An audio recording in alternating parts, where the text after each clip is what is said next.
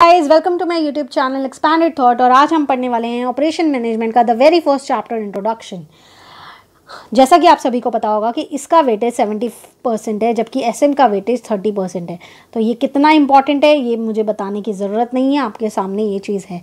तो चलिए शुरू करते हैं। डेली एक या आधा चैप्टर करेंगे जितना भी हो सकेगा, एंड डेली आपको वीडियोस मिलती रहेंगी। एंड मैं आपको एक दो चीज़ें पहले ही बता देती हूँ कि एक तो सबसे पहले कि जो नोट्स मैं यूज़ कर रही हूँ ये भी आपको मिल जाएंगे, मैं लिंक दे दूँगी डिस्क्रिप्शन में। दूसरी चीज़, आप को मैं जो ये चैप्टर करा रही हूँ ये रिवाइज करा रही हूँ फॉर द लास्ट डे।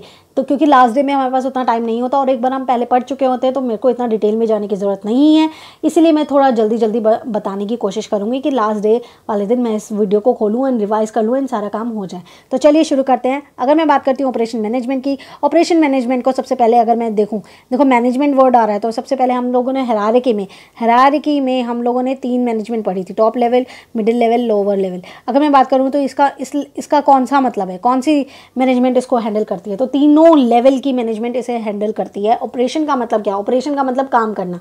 अगर मैं कोई फर्म हूँ, बिजनेस कर रही हूँ, कंपनी कर रही हूँ, कोई ऑर्गेनाइजेशन है, तो मेरा काम क्या होगा? एक प्रोडक्ट है उसको कस्टमर तक पहुँचा रही हूँ, यही तो मेरा काम होगा। तो इसी को ही ऑपरेशन बोलते हैं। जब इन्हीं ऑपरेशंस को जो चीज़ मैनेज करती है that is called operation management. तो आपको समझ आया होगा, लेकिन हम लोगों को टेक्निकल वर्ड्स भी पढ़ना पड़ेगा क्योंकि एग्जाम में उसी वे से आता है। Management of organisation that responsible for producing goods and services.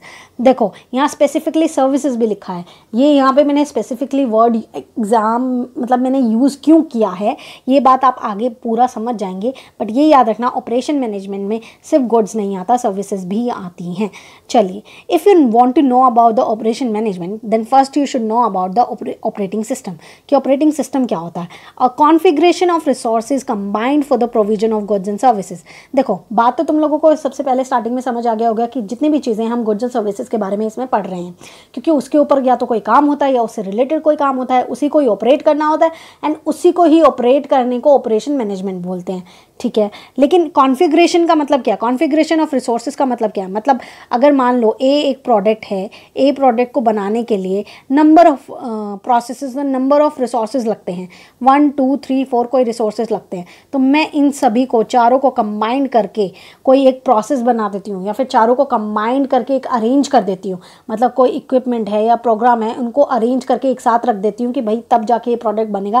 That is called configuration. कोई एक साथ रख देना जितने भी प्रोसेस या जितनी भी चीज़ें उसमें लगनी है, तो वो होता है ऑपरेटिंग सिस्टम, मतलब अरेंजमेंट एक तरीके से उन काम को करने के लिए। तो यहाँ पर आपको सारा समझ आया होगा ऑपरेटिंग सिस्टम क्या होता है। चलिए आगे बढ़ते हैं। ये सबसे मेन और सबसे मतलब बेसिक मुद्दा है इस चैप्टर का, क्योंकि पूरा चैप्टर ही इसी के ऊपर आता है कि देखिए आपने कोई इनपुट लिया, इनपुट का मतलब है आपने कोई रॉ मटेरियल लिया, उसके ऊपर आपने कोई प्रोसेस किया और कोई फिजिकल रिसोर्स यूज़ किया, आपने रिसोर्स यूज़ किया, देन आपने आउटपुट आपका आ जाएगा। और वो उस आउटपुट का आप करते क्या हो?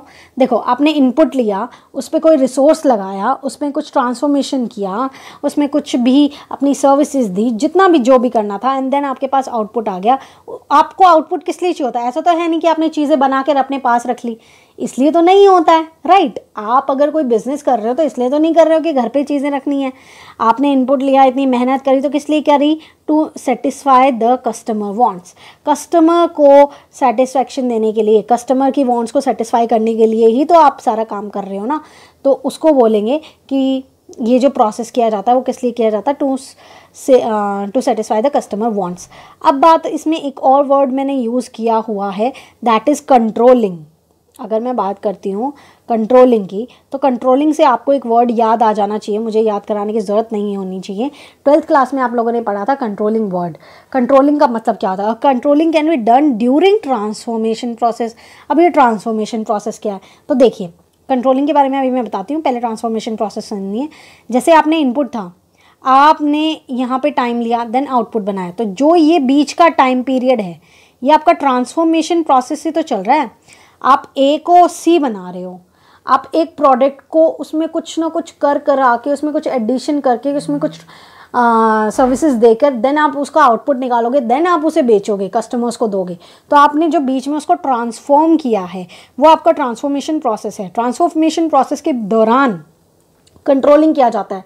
कंट्रोलिंग का मतलब क्या है कि आपने स्टैंडर्ड सेट कर लिया, मतलब आपने सेट किया था एक दिन में मेरी 100 यूनिट्स बननी चाहिए।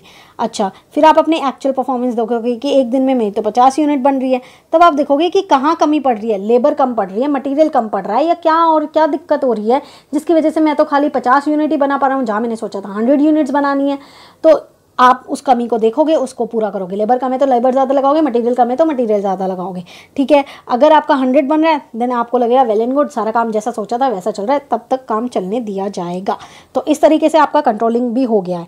अब सबसे important, one of the important thing है इंट्रोडक्शन की, ये देखिए, जो ये ऑब्जेक्टिव में भी आ सकती है, इसलिए थोड़ा ध्यान से सुनिएगा। गुड्स एंड सर्विसेज, इसके कॉम्बिनेशन को क्या बोलते हैं, कॉन्टिनम। अब यहाँ पे मैं या इसको प्रोडक्ट पैकेज बोल के भी बेचा जाता है। अब आप कहोगे ये क्या बात है, ये गुड्स एंड सर्विसेज का कॉम्बिनेशन, इसका मतलब क्या है? तो इसका मतलब समझिए, कभी कभी क्या होता है, मैं आपको एक एग्जांपल से समझाती हूँ। जो एग्जांपल मैंने इसमें लिखा हुआ है, जैसे कि एक कार है, उसको है ना ऑयलिंग का काम कराना था, तो वो जाती है एक शॉप पर। ठीक है, इस शॉप पे ऑयल की खूब, हर टाइप में, हर गाड़ी में अलग अलग तरीका का ऑयल डलता है। इसके पास हर गाड़ी का ऑयल है, तो ये इसके पास जाता है, कहता है मुझे अपनी गाड़ी में ऑयलिंग करानी है, ढंग से चल नहीं रही है। तो यहाँ पे जो बंदा है, इस बंदे ने क्या किया, कहता है हाँ ठीक है साहब जी मैं कर दूंगा। तो इसने इसके सारी गाड़ी के पार्ट्स वार्ट्स खोल लिए, सारे ऑयल कर दिए। तो जो इसने पार्ट्स वार्ट्स खोल कर जो ऑयलिंग की है, दैट इज़ कॉल्ड सर्विस। इसने अपनी सर्विस दी है, सारे पार्ट्स खोलने और करने, इसको आता है तभी तो कर सका है, हर कोई कर सकता है क्या? नहीं कर सकता। तो इसने सर्विस कर दी। लेकिन जो इसने ऑयल यूज़ किया वो तो कोई गुड्स है, वो ऑयल थोड़ा ना इसने बनाया है, ऑयल तो गुड्स है। तो ये कॉम्बिनेशन हो गया, इसने ऑयल भी दिया, सर्विस भी दी। सोच के देखो, ऑयल इसके बंदे के पास ही होता एंड देन वो कहता कि बस ये ऑयलिंग कर दे, तब इसका मतलब होता कि वो सिर्फ सर्विसेज दे रहा है।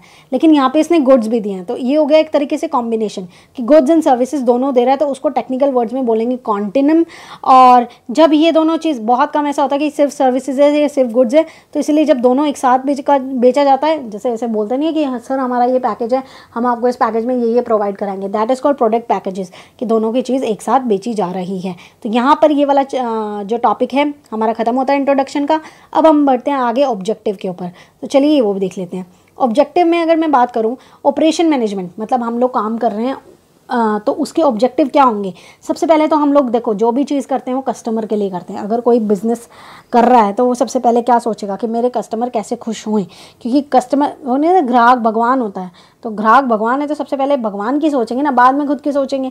तो सबसे पहले हम कस्टमर की सोचेंगे। अब खाली कस्टमर की सोच के तो चला नहीं जा सकता। खाली कस्टमर की सोच लूँ तो फिर मैं यहाँ पे क्या सोशल काम के लिए उतरी हूँ क्या? मैं बिज़नेस करने के लिए उतरी हूँ। बिज़नेस होता है प्रॉफिट ओरिएंटेड, तो मैं प्रॉफिट करने के लिए उतरी हूँ, लॉस करने के लिए तो उतरी नहीं हूँ। तो इसी वजह से कस्टमर का सोचने के बाद मैं सोचूंगी अपना रिसोर्स यूटिलाइजेशन। अब रिसोर्स यूटिलाइजेशन का क्या है? तो देखो, सबसे पहले बात मैंने क्या की थी, कस्टमर सर्विसेज की। तो कस्टमर सर्विस क्या बताता है? It's all about customer satisfaction, कि भैया कस्टमर सेटिस्फाई होना चाहिए।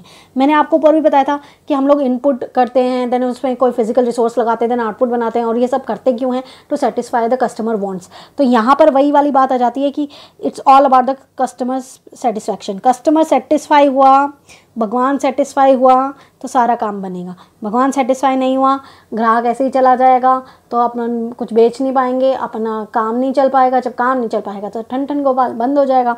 तो वो वाली चीज़ होती है। तो पहले हम लोग इसके बारे में पढ़ लेते हैं, देन हम लोग रिसोर्स उसके यूटिलाइजेशन के बारे में पढ़ेंगे। इसमें मैं बता देती हूँ कि मैक्सिमम यूटिलाइजेशन ऑफ रिसोर्सेज, कुछ भी चीज़ वेस्टेज नहीं होने देनी है। अगर मैं यहाँ पे प्रोडक्ट बना रही हूँ, अगर मैं रॉ मटेरियल लगा रही हूँ और कर रही हूँ, अभी मैंने ऐसे ही कोई बंदा बिठा दिया, लेबर बिठा दिया, भाई साहब कोई चीज़ 2 मीटर कपड़े में बनती है और वो कह देगा मेरे को तो 4 मीटर चाहिए क्योंकि मेरे को तो फालतू में बनाना आता है, तो ये वेस्टेज है। जो चीज़ 2 मीटर में हो सकती है वो 4 मीटर में क्यों करना? तो मैक्सिमम यूटिलाइजेशन, वो भाई वो अगर बंदा 2 मीटर का बनाने वाला भी 2 मीटर में बना के भी और थोड़ा कपड़ा बचा ले, that is called maximum utilisation. और अगर वो 2 मीटर में भी नहीं बनाएगा बल्कि ज़्यादा वो ले रहा है, तो वो कहेंगे लॉस कर रहे हैं हम लोग। तो उससे बचने के लिए, तो चलो कस्टमर सर्विसेज में क्या देखेंगे? फर्स्ट एंड की ऑब्जेक्टिव है। देखो सबसे पहले हम पढ़ रहे हैं तो फर्स्ट है की ऑब्जेक्टिव है, तो ऑब्वियसली ग्राहक के बिना कुछ भी नहीं है। Aim to satisfy customer wants, वही वाली बात आ गई। फोकस एरिया क्या है? Specification and cost and timing. देखो स्पेसिफिकेशन क्या, कस्टमर ने कुछ स्पेसिफाई किया कि मुझे ऐसी ऐसी चीज़ चाहिए, उन्हें ऐसा ऐसा पर्टिकुलर कोई चीज़ बता रखी है, वही पसंद है, तो हम लोगों को वो सारी स्पेसिफिकेशन का ध्यान रखना पड़ेगा, क्योंकि कस्टमर के मन का ही नहीं बनाएंगे। अब कस्टमर को पसंद है मॉडर्न चीज़ें, मैं बना रही हूँ कि नहीं यार मैं तो बड़ी ट्रेडिशनल टाइप की हूँ, मैं तो ट्रेडिशनल चीज़ें बनाऊंगी, तो कोई फ़ायदा नहीं है, कोई खरीदेगा नहीं। तो दैट इज़ कॉल्ड स्पेसिफिकेशन पे ध्यान देना चाहिए। कॉस्ट मुझे ठीक रहनी चाहिए, और टाइमिंग, डिलीवरी टाइमिंग हो गया, और ऐसा नहीं है मैं 2-2 साल लगा रही हूँ एक चीज़ को बनाने के लिए, ऐसा नहीं है। तो टाइमिंग भी मुझे ध्यान रखनी पड़ेगी कि मेरी टाइमिंग भी एकदम टाइम से हो, तभी वो कस्टमर खरीदेगा। इसी चीज़ को एक बहुत तमीज़ से कहा गया है, right thing at the right place at the right time. इसी जो फोकस एरिया है उसी को ही इलैबोरेट किया हुआ है यहाँ पर, ठीक है। तो ये आपको समझ आया। यहाँ पे अगर मैं बात करूँ तो ये फर्स्ट एंड की ऑब्जेक्टिव था, तो ये हमारे पास मेजर ऑब्जेक्टिव हो गया। To satisfy the customer wants effectively, effectively जहाँ वर्ड आ गया इसका मतलब आ गया इफेक्टिव एंड एफिशिएंट, जो बोलते हैं ना इफेक्टिव एंड एफिशिएंट, वो आ जाता है कि भैया maximize the utilization of resources and minimize the losses. जहाँ आए इफेक्टिव एंड एफिशिएंट, वहाँ ये 2 वर्ड तो लगा देना, एकदम चिपका देना है, maximize the resources utilization and minimize the losses. Okay, to maximize the utilization of resources and minimum losses, वही वाली चीज़ आ गई। हम लोगों को इसका बचाना क्या होता है? Inefficient use of the resources for commercial failure. अगर मैं वही चीज़ है जो 2 मीटर में बनने वाली 4 मीटर में बनाऊंगी, मतलब मैंने खुद की रॉ मटेरियल की कॉस्ट इतनी ज़्यादा लगा दी है, देन लास्ट जो फाइनल प्रोडक्ट बनेगा उसकी कॉस्ट ज़्यादा होगी, मेरी वजह से उसकी कॉस्ट ज़्यादा, क्योंकि उस बंदे ने 2 मीटर का काम 4 मीटर में किया है, तो कॉस्ट बढ़ गई है, यहाँ कॉस्ट बढ़ी है, तो कॉस्ट आगे कस्टमर तक पहुँचते पहुँचते कॉस्ट बढ़ जाएगी। वही चीज़ अगर उसको कम कॉस्ट में मिल जाए, क्योंकि साइड वाली कंपनी वाला तो 2 मीटर में बना के देता है, तो भाई वो मेरे से क्यों खरीदेगा?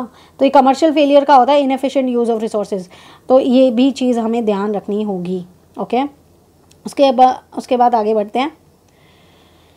नेक्स्ट पॉइंट आता है टेबल। उसमें एक बुक में आप जब देखोगे तो एक टेबल है, वो कहती है कि प्रायोरिटी क्या होनी चाहिए। कस्टमर सर्विस में सबसे पहले प्रायोरिटी होनी चाहिए specification and cost and timing, जो कि हम पढ़ चुके हैं। इसमें प्रायोरिटी क्या होनी चाहिए कि भाई ऑब्जेक्टिव अचीव करें और maximum utilization of material, machine and labour, तो ये वाली चीज़ है, और लॉसेस कम हो। तो ये चीज़ आपको पूरा समझ आ गया होगा। तो यहाँ पर हमारे ऑब्जेक्टिव्स भी कंप्लीट हो जाते हैं। तो चलिए हम आगे बढ़ते हैं स्कोप की तरफ, तो देखते हैं।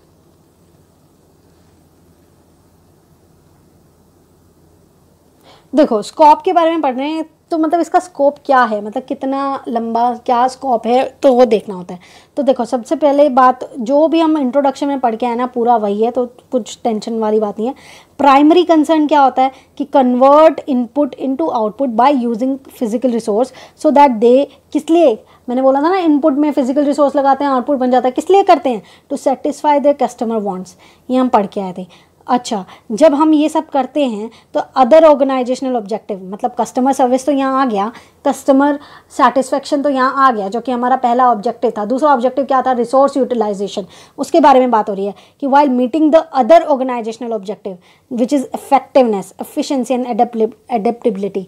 मैंने बोला था रिसोर्सेज को इफेक्टिवली एंड एफिशिएंटली यूज़ करना, वही वर्ड यहाँ पे आ गए हैं, तो वही चीज़ यहाँ पे लिखी हुई है। That's why it is different from personal, marketing and finance. See, जो अगर कोई सीधा सीधा पूछे ना कि ऑपरेशन मैनेजमेंट उन सब से अलग क्यों है, पर्सनल से, मार्केटिंग से, फाइनेंस से अलग क्यों है, तो कहना कि इसमें ना इनपुट को आउटपुट बनाने वाला प्रोसेस लगता है, बाकियों में ये वाली चीज़ नहीं होती है, इसीलिए वो सबसे अलग होता है।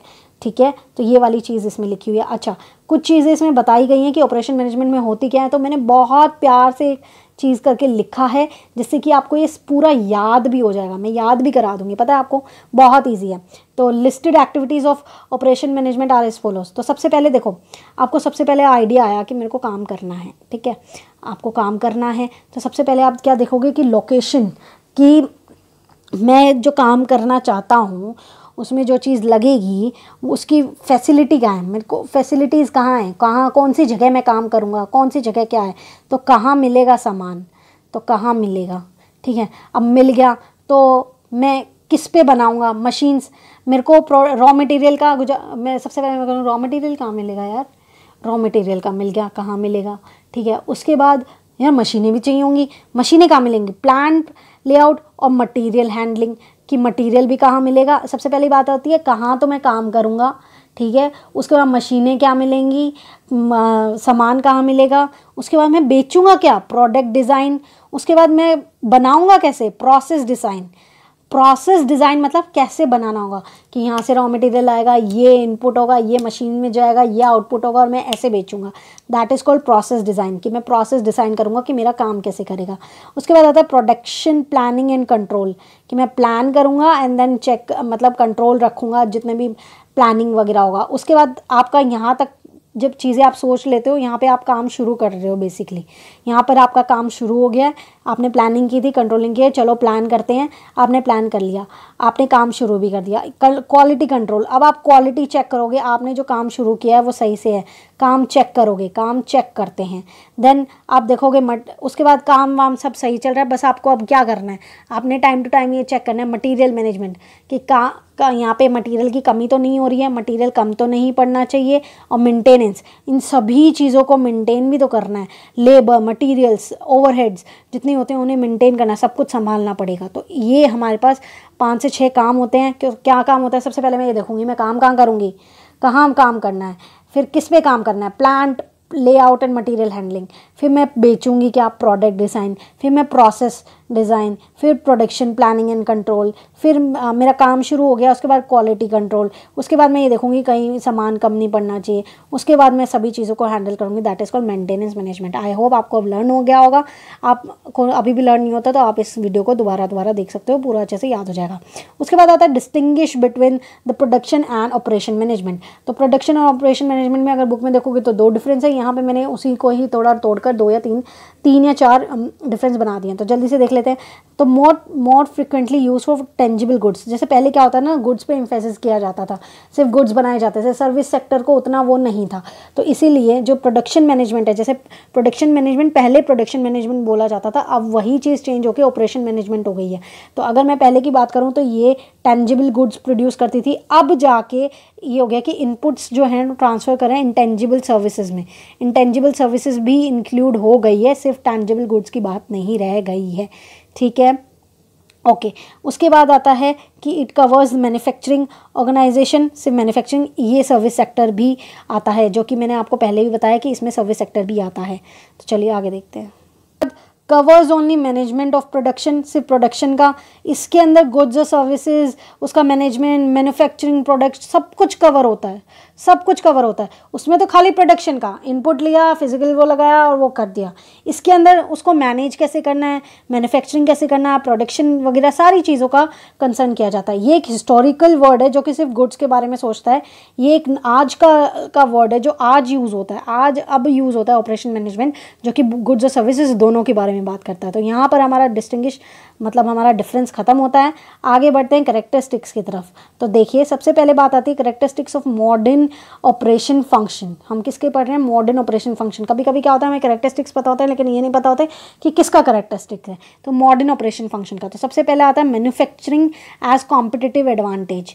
तो मैन्युफैक्चरिंग आजकल कॉम्पिटिटिव एडवांटेज में कैसे, जैसे पास्ट में क्या होता था, डिमांड ज़्यादा हुई, मान लो हमारे कोई प्रोडक्ट है उसकी डिमांड हो गई मार्केट में, तो हम लोग प्रोडक्शन बढ़ा देते थे और बहुत सारी क्वांटिटी में प्रोडक्ट हम लोगों ने मार्केट में उतार दिया और पूरा मार्केट कैप्चर कर लिया। तो ये तो था पहले का काम। अब पहले जैसा मार्केट नहीं रहा, मार्केट की चेंजेस नो। तो प्रेजेंट सिचुएशन क्या है कि प्लांट्स की इतनी कैपेसिटी होती है कि वो कंपटीशन जो बढ़ रहा है वो उसको अच्छे से कर सकते हैं हम लोग। ऐसा कुछ नहीं है, एक बार में बल्क में इतनी कैपेसिटी होती है कि हम लोग सारी चीज़ें हैंडल कर सकते हैं। एंड इसीलिए मैं बोल सकती हूँ कि जो फर्म है वो गेन कर सकती है कॉम्पिटिटिव एडवांटेज, ताकि वो मार्केट में बनी रह सके। तो इसको एक बार हम पढ़ के देख लेते हैं। Plants have capacities, competition is mounting and firm look and gain competitive advantage to serve and succeed करने के लिए। अच्छा, कुछ टेक्निक्स है जो कि कंपनीज यूज़ करती है ताकि ये कॉम्पिटिटिव एडवांटेज ले सके, ये आपको याद करनी पड़ेंगी। इसमें कुछ ऐसा हार्ड एंड फास्ट रूल नहीं है। तो that is called TQM, time quality management. ये आप लोग आगे अभी थोड़ा सा डिटेल में भी पढ़ोगे। Time based competition, BPR IT में, ये IT में पढ़ते हैं हम लोग BPR का मतलब भी हम लोग आगे देखेंगे।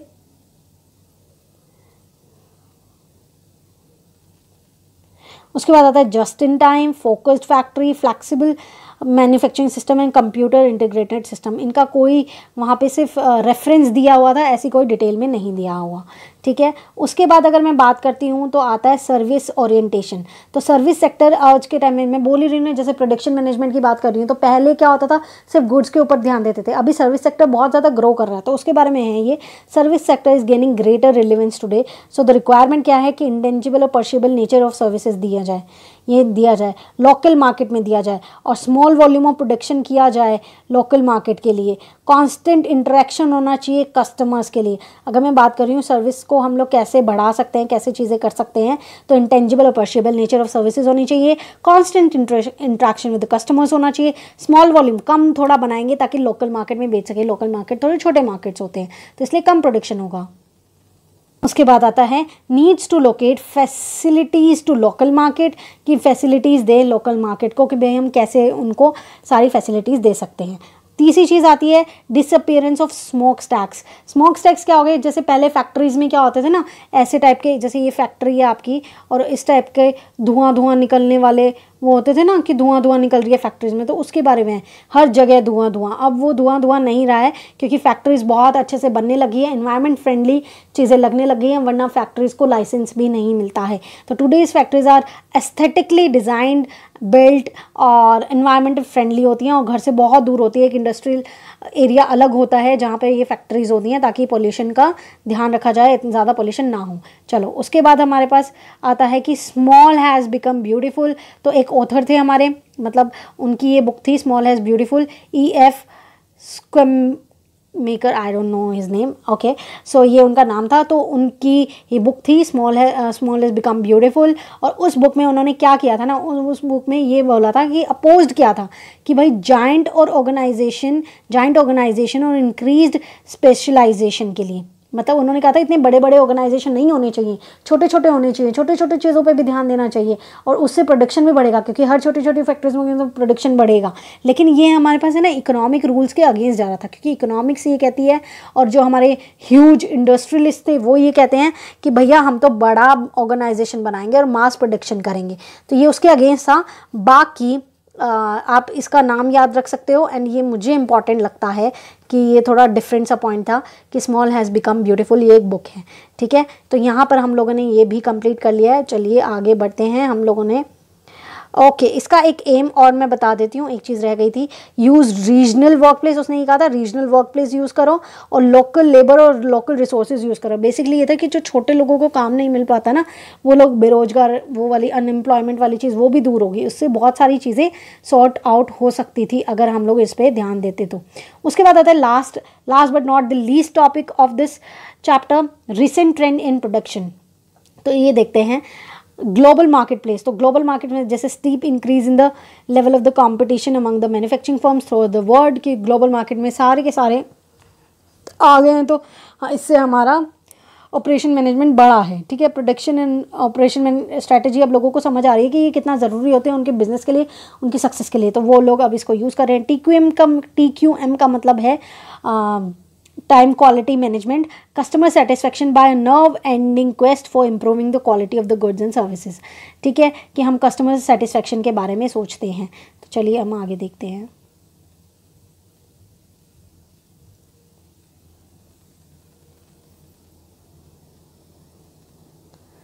उसके बाद आता है टाइम रिडक्शन। इसका मतलब अगर हम लोग अपना मैन्युफैक्चरिंग साइकिल टाइम थोड़ा कम कर दें और अपना स्पीड बढ़ा दें, मतलब जब जैसे ही प्रोडक्ट की कमी पड़ी वैसे के वैसे हैंड टू हैंड प्रोडक्ट पहुंच गया, तो इससे क्या होता है, कस्टमर सेटिस्फेक्शन ज़्यादा होगी। कंपनी अगर प्रोवाइड कर रहा है, अच्छा कोई कंपनी ऐसी है जो प्रोवाइड कर रही है प्राइस और क्वालिटी तो सेम और टाइम जल्दी कर दिया, मतलब डिलीवरी टाइम बहुत जल्दी कर दिया, बहुत जल्दी बनाती है, तो वो ज़्यादा सर्वाइव कर पाएगी, उसके पास कॉम्पिटिटिव एडवांटेज हो जाएगा। अब एक ही कंपनी है, वो तुम्हें प्राइस भी सेम दे रही है, तुम्हें क्वांटिटी क्वालिटी भी सब कुछ सेम है, बस एक कंपनी तो है, मतलब तुम अमेजन से मंगाते हो वो 4 दिन लगाता है, तुम मिंत्रा से मंगाते हो वो 2 दिन में भेज देता है, तो तुम किससे मंगाओगे? सब कुछ सेम है, प्राइस भी सेम है, क्वांटिटी भी सेम है, क्वालिटी भी सेम है, सब कुछ सेम है, तो किससे मंगाओगे? मिंत्रा से मंगाओगे ऑब्वियसली। तो वही चीज़ है, तो उसको क्या हो गया, कॉम्पिटेटिव एडवांटेज हो गया। किसकी वजह से हो गया? जो उसने टाइम रिडक्शन की है अपने डिलीवरी के टाइम पे या अपना प्रोडक्शन करने के टाइम पे जो रिडक्शन किया है, उससे उसको फ़ायदा हो गया। टेक्नोलॉजी, आप obviously automation, computerisation, information communication, ये जो जितनी भी चीज़ें हैं, नई नई टेक्नोलॉजी यूज़ करोगे, जितना भी नई नई चीज़ें आती हैं, कोई पहले के जैसे कि पहले COD चला था कि कैश ऑन डिलीवरी करना है, अब उसके बाद कार्ड से पेमेंट कर सकते थे, अब UPI वाली चीज़, तो जितने भी सब लोग टेक्नोलॉजी यूज़ करते जा रहे हैं, तो उसी तरीके से वो कंपटीशन में बने हुए हैं। तो ये वाली चीज़ आती है।